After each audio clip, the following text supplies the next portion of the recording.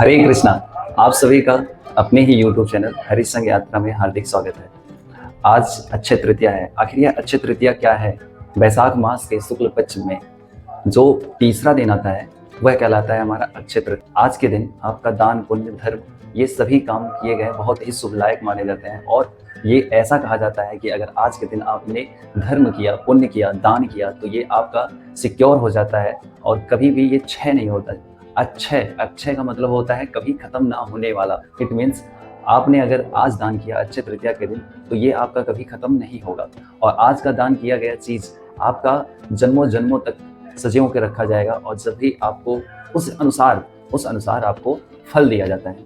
ऐसा हमारे ग्रंथों में लिखा है, पौराणिक कथाएं हैं, इसके पीछे बहुत सारी रीति। आज के ही दिन हमारे बांके बिहारी जी के चरणों का हमें दर्शन हो सकता है। इसके पहले हम कभी भी अगर आप वृंदावन जा रहे हैं तो हमें बांके बिहारी जी के चरणों का दर्शन नहीं होता है। हमें अगर चरणों का दर्शन करना है बांके बिहारी जी के मंदिर में और तो हमें क्या करना है, आज के ही दिन हम जाके वहाँ पे श्री बांके बिहारी जी के चरणों का दर्शन पा सकते हैं और पूरे वर्ष में किसी दिन भी हम चरणों का दर्शन नहीं पा सकते हैं।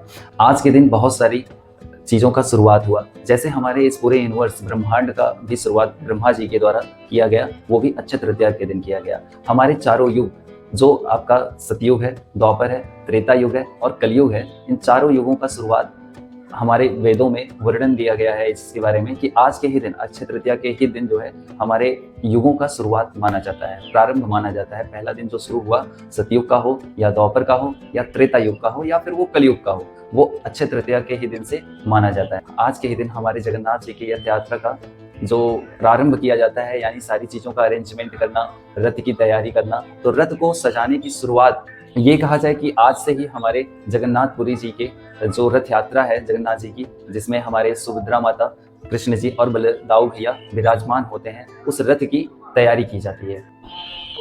आज के ही दिन भक्ति वेदांत श्रील प्रभुपाद जी के माध्यम से जो पहली संस्था शुरू की गई थी, लीग ऑफ डिवोटीज की शुरुआत आज के ही दिन अक्षय तृतीया के दिन हुई थी, जो श्रील प्रभुपाद जी ने छोटे रूप में शुरुआत किया था लीग ऑफ डिवोटीज का, जो बाद में इस्कॉन का रूप एक बड़ी संस्था बनी और जो कि बहुत ही भव्य और बहुत ही दिव्य है। इस इस्कॉन टेम्पल में आज के ही दिन से प्रभु के पूरे शरीर पे चंदन का लेप लगाया जाता है। ये पूरा आपका मंत्र चलता है, भक्त लोग आते हैं और अपने हाथों से हृदय प्रेम भाव से चंदन को घिसते हैं और प्रभु के शरीर पे लेपन करते हैं कि हे प्रभु, आपको मैं इस चंदन का लेप लगा रहा हूँ इसलिए ताकि गर्मी का महीना जो आया है उससे आपको कोई प्रभाव ना पड़े और आपको थोड़ा सा राहत मिले। ये भक्तों का प्रेम होता है।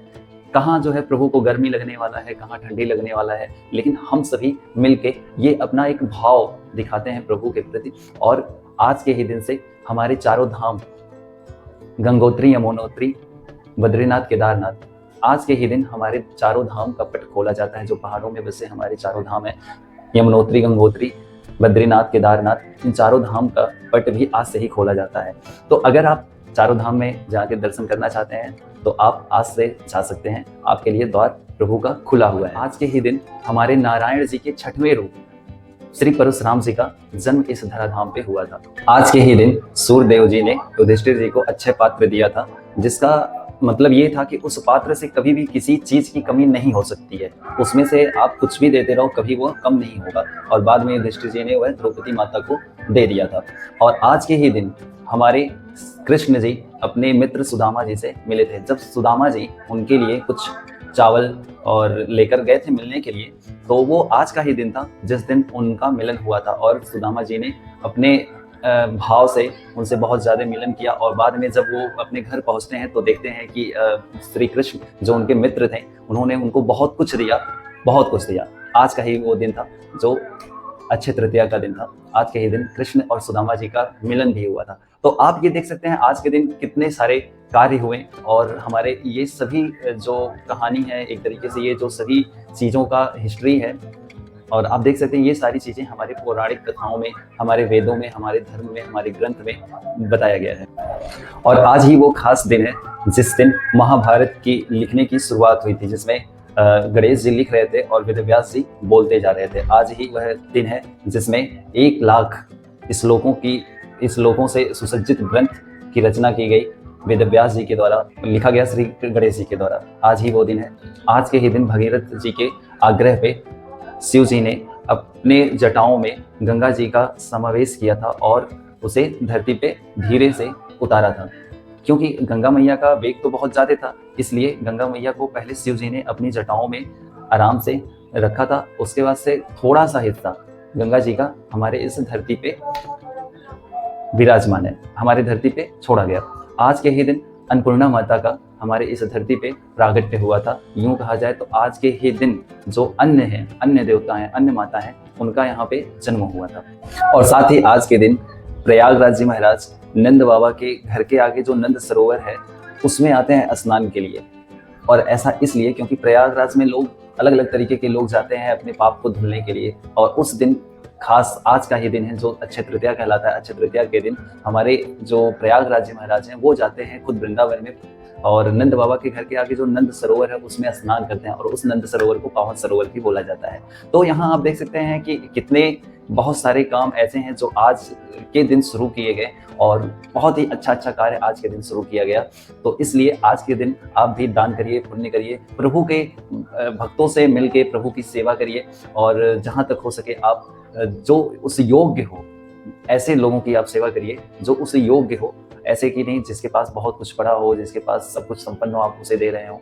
तो आज के दिन हम लोग धन की भी सेवा कर सकते हैं, तन की भी सेवा कर सकते हैं और मन की भी सेवा कर सकते हैं और हरि नाम की भी सेवा कर सकते हैं। आज के दिन आप जितना हो सके, जितना हो सके आप हरि नाम का जप करिए और प्रभु के भक्तों का संग करिए। यही आज के दिन होना चाहिए। और आज के दिन हमें प्रभु से जुड़ी हर वो चीज़ करनी चाहिए, प्रभु की हर एक सेवा करनी चाहिए ताकि हम प्रभु से जुड़े रहें और हमारा प्रभु से जुड़ाव कभी खत्म ना हो। हालांकि हम पहले से जुड़े हुए हैं, हम सब जुड़े हुए हैं, सभी जीव प्राणी प्रभु से ही जुड़े हुए हैं, लेकिन आप प्रयास करिए ताकि वो आज का किया गया कार्य कभी खत्म ना हो और ये हमारे जीवन प्रयत्न चलता रहे। और ऐसा माना जाता है अक्षय तृतीया के दिन किया गया कार्य कभी नष्ट नहीं होता है। आज आप जो है गौ माता को भी चारा कुछ खिला सकते हैं, बहुत सारी चीज़ें कर सकते हैं। तो thanks for watching my video. Hare Krishna.